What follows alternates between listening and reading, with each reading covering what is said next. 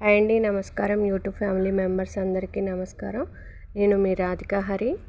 ఈరోజు మేము వినాయక చవితికి ఊరేగింపుకి గజమాల తయారు చేసాము. మీకు నిన్న వీడియో అప్లోడ్ చేశాను. మేము కట్టిన దండ వరకు వీడియో అప్లోడ్ చేశాను. ఈరోజు కట్టే విధానాన్ని కూడా అప్లోడ్ చేద్దామని చూపిస్తున్నాను.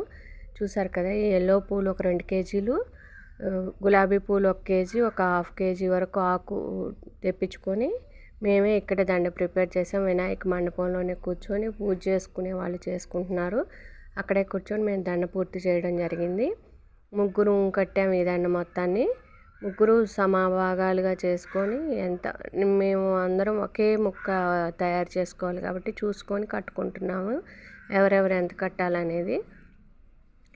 నా ముక్క పూర్తయ్యాక నా చూసి వాళ్ళు కూడా ప్రిపేర్ చేస్తున్నారు. నేను గ్రీన్ ఆకేసిన తర్వాత మళ్ళీ రెడ్ గులాబీ పూలు యాడ్ చేసుకొని తర్వాత పైన మళ్ళీ ఎల్లో పూలు వేసేసుకొని మళ్ళీ గ్రీను మళ్ళీ రెడ్ ఇలా అట్లా ఒక్కొక్కరు రెండు కట్లు కట్టేసుకుంటే దండ పూర్తయిందండి.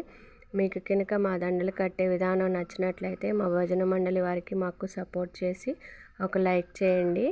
మా ఛానల్ని సపోర్ట్ చేయాలంటే తప్పనిసరిగా సబ్స్క్రైబ్ చేసుకొని లైక్ చేసి వేరే వాళ్ళకి షేర్ చేయండి.